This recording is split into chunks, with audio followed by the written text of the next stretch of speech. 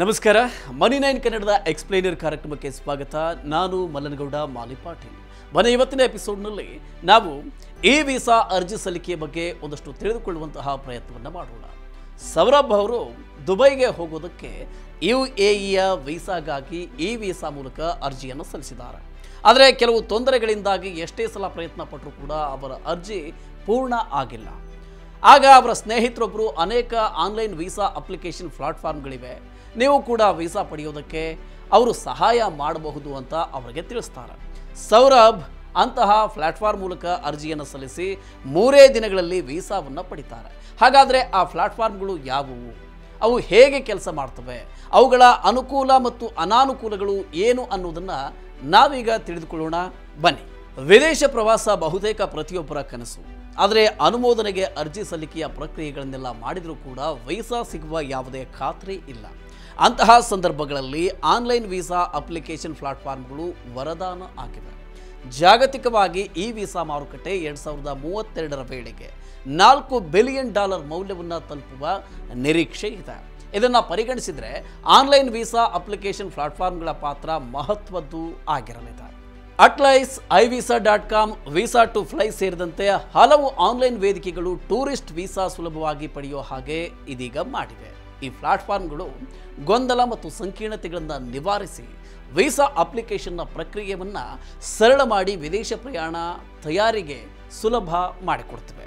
ಅನೇಕ ಆ್ಯಪ್ಗಳು tourist visa ಮಾತ್ರ ಅಲ್ಲದೆ ಬಿಸ್ನೆಸ್ ಮತ್ತು ಈ ಟ್ರಾನ್ಸಿಟ್ ವೀಸಾಗಳನ್ನು ಪಡೆಯೋದಕ್ಕೆ ಕೂಡ ಸಾಕಷ್ಟು ನೆರವಾಗುತ್ತವೆ. ಹಾಗಾದರೆ ಈ ಪ್ಲಾಟ್ಫಾರ್ಮ್ಗಳು ಹೇಗೆ ಕಾರ್ಯನಿರ್ವಹಿಸುತ್ತೆ ಅನ್ನೋದನ್ನು ನಾವೀಗ ತಿಳಿದುಕೊಳ್ಳೋಣ. ನೋಡಿ, ಮೊದಲಿಗೆ ನೀವು ಲಾಗಿನ್ ಐಡಿಯನ್ನು ಕ್ರಿಯೇಟ್ ಮಾಡ್ಕೋಬೇಕು. ನಂತರ ನಿಮಗೆ ಯಾವ ದೇಶಕ್ಕೆ ಹೋಗೋದಕ್ಕೆ ವೀಸಾ ಬೇಕು ಅನ್ನೋದನ್ನು ಸರ್ಚ್ ಬಾಕ್ಸ್ನಲ್ಲಿ ಹಾಕಿ ಹುಡುಕಬೇಕು. ಆಮೇಲೆ ಅಲ್ಲಿನ ವೀಸಾಗೆ ಅಪ್ಲೈ ಮಾಡಬೇಕು. ಈ ಪ್ಲಾಟ್ಫಾರ್ಮ್ಗಳು ಫೋನು, ಕ್ಯಾಮ್ರಾ ಬಳಸಿ ಡಾಕ್ಯುಮೆಂಟ್ ಸ್ಕ್ಯಾನ್ ಮಾಡ್ತವೆ. ಹಾಗೆಯೇ ಇಡೀ ಅರ್ಜಿ ಸಲ್ಲಿಕೆ ಪ್ರಕ್ರಿಯೆಗೆ ಸ್ಟೆಪ್ ಬೈ ಸ್ಟೆಪ್ ಮಾರ್ಗದರ್ಶನವನ್ನು ಕೊಡುತ್ತೆ. ಹೀಗೆ ವೀಸಾ ಈ ಅರ್ಜಿ ಸಲ್ಲಿಕೆ ಪ್ರಕ್ರಿಯೆ ಸರಳ ಮಾಡುತ್ತೆ. ನೀವು ಅಗತ್ಯ ಮಾಹಿತಿ ಮತ್ತು ದಾಖಲೆಗಳನ್ನು ಒಂದು ಸಲ ಆ್ಯಪ್ನಲ್ಲಿ ತುಂಬಿಸಿದರೆ ಇನ್ನೊಂದು ಸಲ ಇನ್ನೊಂದು ದೇಶಕ್ಕೆ ವೀಸಾಗೆ ಅರ್ಜಿ ಸಲ್ಲಿಸುವಾಗ ನೀವು ಕೇವಲ ಯಾವ ದೇಶ, ಪ್ರಯಾಣದ ದಿನಾಂಕವನ್ನು ಹಾಕಿ ಅರ್ಜಿಯನ್ನು ಸಲ್ಲಿಸಿದರೆ ಸಾಕಾಗುತ್ತೆ. ಬಹುತೇಕ ಆ್ಯಪ್ಗಳು ಬಳಕೆದಾರ ಸ್ನೇಹಿ ಇಂಟರ್ಫೇಸನ್ನು ಬಳಸುತ್ತವೆ. ಅವು ನಿಮಗೆ ಇಡೀ ಪ್ರಕ್ರಿಯೆಯ ಬಗ್ಗೆ ತಿಳಿಸಿಕೊಡುತ್ತೆ. ಅದರ ಸಪೋರ್ಟ್ ಟೀಮ್ ಕೂಡ ಬಳಕೆದಾರರ ಪ್ರಶ್ನೆಗಳು ಅಥವಾ ಸಮಸ್ಯೆಗಳ ಮೇಲೆ ನಿರಂತರವಾಗಿ ನಿಗಾ ಇಟ್ಟಿರ್ತಾರೆ.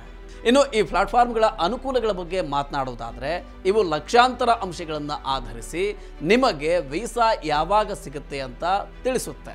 ಇದರಿಂದಾಗಿ ವೀಸಾ ತಿರಸ್ಕಾರಗೊಳ್ಳುವ ಪ್ರಮಾಣ ಕಡಿಮೆ ಆಗುತ್ತೆ. ಅಲ್ಲದೆ ಸರಿಯಾದ ಸಮಯಕ್ಕೆ ವೀಸಾ ಸಿಗೋದನ್ನು ಇದು ಖಾತರಿಪಡಿಸುತ್ತೆ. ಇನ್ನು ಈ ಪ್ಲಾಟ್ಫಾರ್ಮ್ ಸಂಬಂಧಿತ ಸವಾಲುಗಳ ಬಗ್ಗೆ ಹೇಳೋದಾದರೆ, ಬಹುತೇಕ ಸಂದರ್ಭಗಳಲ್ಲಿ ನೀವು ಯಾವುದಾದ್ರೂ ಸಮಸ್ಯೆಯನ್ನು ಎದುರಿಸ್ತಾ ಇದ್ದರೆ ನೀವು ಇಮೇಲ್ ಮೂಲಕನೇ ಕಸ್ಟಮರ್ ಕೇರ್ಗೆ ಸಂಪರ್ಕ ಮಾಡಬಹುದು.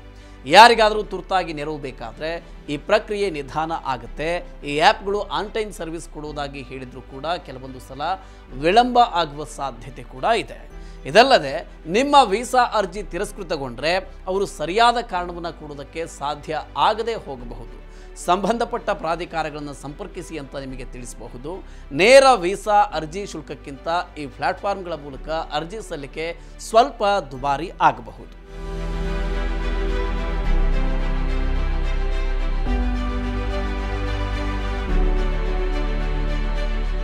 ಓಕೆ, ಈ ರೀತಿಯ ಇನ್ನಷ್ಟು ಮಾಹಿತಿಗೆ ಮತ್ತು ಪರ್ಸನಲ್ ಫೈನಾನ್ಸ್ ವಿಚಾರಗಳಿಗೆ ಡೌನ್ಲೋಡ್ ಮಾಡಿ ಮನಿ9 ಕನ್ನಡ ಆ್ಯಪ್ ಹಾಗೂ ಯೂಟ್ಯೂಬ್ನಲ್ಲಿಯೂ ಸಬ್ಸ್ಕ್ರೈಬ್ ಆಗಿ, ಲೈಕ್ ಮಾಡಿ, ಶೇರ್ ಮಾಡಿ. Thank you.